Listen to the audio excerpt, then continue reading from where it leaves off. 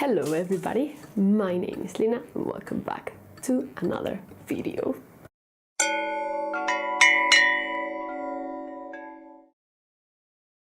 We are reaching the end of the year and I want to talk to you about my best books of 2019. This won't be in any particular order except the number one. I'm sorry if you feel like I'm kind of low on battery. I've been having just like really 2 rough days of being sick. And I'm just like, I want to go to bed so bad. But we're going to do this right now. First, we have The Republic of Thieves by Scott Lynch. This is the 3rd book in the Gentleman Bastards series. I feel so connected to Locke and Young. The discovery at the end was magnificent. I love this one. This was so good. I think it's my favorite of the 3, at least for now. The first book in the series is called The Lies of Locke Lamora, and we basically follow this kind of gang based around this 13th god. They basically are thieves. Easy summary right there. I love the amount of magic that we have in this one compared to the other 2. It was just such a piece of art. What a fantastic book. Next, we have The 10,000 Doors of January by Alex E.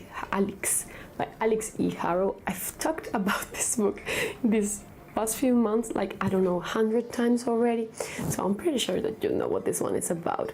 I love this book because I felt so attached to January and all this horrible stuff that she has to go through, that at the end I was just rooting for her so badly. And the writing in this book, just this kind of truly lyrical writing, it was so magical. And this one actually has a book within a book. So if you're into that, read The 10,000 Doors of January, please. Now we have The Great Hunt by Robert Jordan. From all the Wheel of Times book that I read till this day, this is my favorite. I've only read 3.5, so I don't have that many to compare to, but this was so good. I've actually read that this one is the best out of all 13. That's quite meh. I'm really eager to keep going with this series. It's just becoming one of my favorites really fast. That's so weird because I'm usually so picky with popular books. But oh man, this was good. I really want to keep reading The Wheel of Time. The 3rd one was good, but the 2nd one, it was magical. It was so stupidly good. And such a step up from the 1st one. Next we have The Dragon Republic by R.F. Kuang. This is the 2nd book in the Poppy War, and I just really love this one even more than the 1st one. This was so genuinely good. I don't think it was as dark as the 1st one, but the action, the pacing, especially in this one, is really good. I had some issues in the 1st one with the pace. I feel like everyone does. But in this one, it was managed great. And just not only in the main story, but everything was just so well, just like attached. I don't know how to explain it, but it felt like a linear story, but told fantastic. It was so good. You don't know what the Poppy War is about. It's basically this fantasy, this historical fiction fantasy based on a real event that took place in, I think it was in Japan. We follow Rin. She lives in this awful village. So one day she takes this test that allows her to go to every kind of school she wants to. And she wants to become a warrior. And the first part of the book is basically a magical school setting, but it's not throughout all the book, okay? So that's what usually people have problems with. But it has this change into this such a hard, deep moments that probably were so great. You should read it. Next, we have Salem by Stephen King. I actually read this one many years ago, and I haven't tried it again since then. And oh man, what a rediscovery. I'm not that huge fan of Stephen King, but this book was such a good book. Oh my god, I love vampires and I love this kind of story, but everything just so slow burn, and they are converting the people in the city and the people are missing. Just everything goes so slow that actually makes it more believable. So this was such a win for me. Oh my god. So in Salem's Lot, we basically follow Marston. He's a writer. He's coming back to his hometown. We basically have this house. It's kind of a haunted type of house, okay? Where the previous owners just killed themselves on it. Well, kind of. you understand what I mean if you read the book. So, and someone new actually just bought the house, and weird shit is starting to happen again. It's such a good book. Such a good book, damn it. Next we have the Well of Ascension by Brandon Sanderson. This is the second book in the Mistborn trilogy, and it's my favorite one by so far. Oh man, there are so many hints in this one, and all the different stories are so good, and the different points of view. Everything about this one is perfect. I really like that this one, well, that's what I felt, was more plot focused and history focused than the other two, because I feel like the third and final book is really character based, but this one, oh man, the plot in this one was so good, and the ending, that ending. Basically, in the Final Empire, which is the first book in the Mistborn trilogy, we follow this band of misfits trying to take down the Lord Ruler. And great thing about Mistborn is the magic system. I think everyone knows about this thing already, but yeah, try Mistborn. It's a great step into fantasy. Next, in another completely different angle, we have The Ruin of Kings by Jen Lyons. This story is so hard to follow, but so rewarding when you get to the end and everything just unfolds a bit, not all of it, just a bit. But man, I felt so good with this book. It's probably not even five stars, but I enjoyed it so much that it felt wrong to not be my favorites of this year. Oh, dude, I love when there's so many different timelines and histories, plots mix in so many different times and so many people. It's such a hard book, but if you're really into weird things, you will love this one. Basically, The Ruin of Kings is this modern fantasy where we follow Kieran. We start the book with Kieran in a cell, and he tries basically to tell us his life story and how he got there. But at the same time, we have his jailer who can absorb people's memories. So she also tells the story, but from so many fucking different angles that's why it's so fucking hard to get through. But if you started it and you're not sure to continue, just keep doing it. You're gonna like the end. Just keep going. Next we have Recursion by Blake Crouch. Blake Crouch is an amazing author. Have you heard? But yeah, I like this book so much more than Dark Matter, because I felt that that book was kind of more of a cliche type of book, but this one, I felt that the ending was kind of rush thing, but all the development of the plot was phenomenal. The premise of the book is, I felt so unique.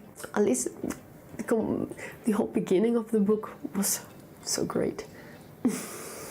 I love this one.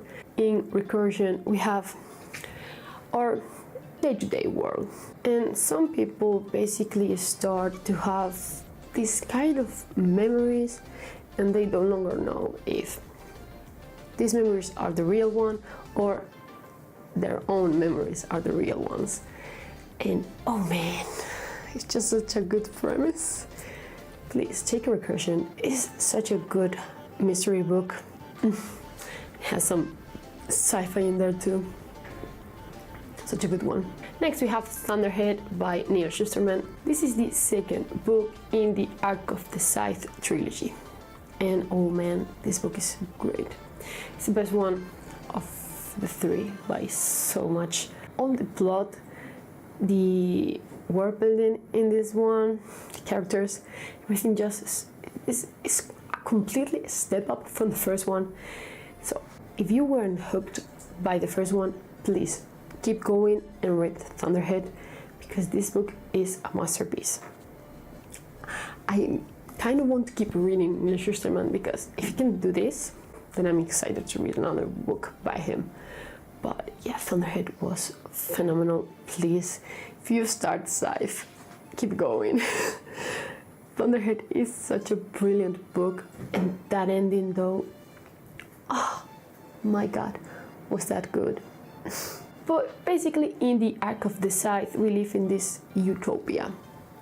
That is no longer a problem, but we have this issue with overpopulation. So for that we have scythes. They basically kill people. And we have Rowan and Citra. They are basically training to become scythes. Then we have The Exiled Queen by Cinda Williams Chima, and this is the second book in the Seven Realms Quartet. The second book, it's basically set in a magical school. There's no need for anything else. What do you want? Nothing. This one was so good. I wasn't hooked by the first one, like at all. I read it and I was just like, oh, okay, it's a good book, but nothing else. But oh man, this one was so good. I read it all like in one sitting, and I just picked up the rest of the series in like a month. I wasn't familiar with any of her previous work, so I just jumped right into Seven Realms, and it was so good. I'm currently reading the second quartet set in the same world. In The Demon King, that is the first one of the series, we follow two different perspectives. One is the princess of the realm and one is a thief. And I'm pretty sure you can make assumptions from there. But yeah, don't say in the first one, keep going, push through the first one, the second one is great, the third one is great, and the fourth one is great. And now, before my first one, I have two honorable mentions. One will be The Master of Sorrows by Justin Cole. The second one is coming out in February, and I'm so excited. In this one, we basically have a single premise. We have this young boy, he's in this school basically becoming a warrior, and we discover that he's quite a unique one. And the premise, I'm not spoiling you, okay? This is in the basic premise of the book. But there's this prophecy, you know, because we all need a good prophecy sometimes. And we basically have a problem. So he might be the evil one. And oh man, I was drawn by this premise so badly. And the book is really good. I will think that the beginning is quite slow, and you have to give the book like some time to begin unfolding, and that's quite like a con for me. The rest of the book was so good that he deserves like this honorable mention so badly. And the other one will be Empire of Salem by Christopher Rucchio. I tried to say this name like 8 times and I can't do it. But this is sci-fi. It's actually quite dense. I think the audiobook will be the way to go with this one, because there are so many descriptions. The world building is amazing in this one. I won't say contained, but in the beginning we have so many data. It's just like, oh yeah, on this planet we do this, and this empire we do this, and this. You're like, oh my fucking god, what is going on? But like for the remaining 300 pages, we're set in only one world, and that is when the story just kind of shines for itself. But in Empire of Silence, we basically follow Hadrian. Hadrian is basically the responsible for killing an entire solar system, and we're here to hear his side of the story and how we got there. So it's quite good. I constantly see people saying that it's like the name of the wind, and it's not like at all. Yeah, we have a guy telling his life story, but that's all that it has. So if you're interested because you like the name of the wind, yeah, you might like it, but it has nothing to do with it, really. And for the number 1, I have 3 books. It's going to be the whole Powder Mage trilogy. I read this trilogy this year, and I'm still reading the second trilogy by this author in the same world because it's fucking great. It's this military fantasy, but more like a gunpowder fantasy. Just, you know, we have muskets and that kind of thing in this world. I love this trilogy. It became one of my favorite series of all time already because so I don't know how to even describe it, but it's just so genuinely good. All the characters are great. I have special love for Thamos because he's just like my preferred kind of character. He's this really intelligent strategist kind of character who, you know, sometimes he gets caught in his emotions, but just tries to do what is good for everyone, and I love him so much. Basically, in the Powder Mage trilogy, we have this kingdom called Arden, and it's basically at war. You might think, what is a war? Well, General Thamos just killed the king, and the story goes from there. The magic system in this one is so good as well. We have really so many different kinds of magic. We have blood magic, we have magic related to weapons, like shooting 2 bullets and be able to control them both until they get their target, or explode gunpowder miles away. And we also have this kind of magic more related to elements. It's just so complete. It has so many things going on. We have magic all the time, and we have battles all the time, and we have mystery, and we have intrigue. It's so good. I highly recommend this one, with a warning that it is a military fantasy. We spent really long periods of time just thinking about battles and that kind of stuff. So if you're not into that, you might not like it, but if you think that this sounds just like mildly interesting, please give it a go. It's so good. I love it so much. I miss Thamos so much. God damn it. This is going to be awful today. I really hope you enjoyed it, and I will see you in the next one. Bye.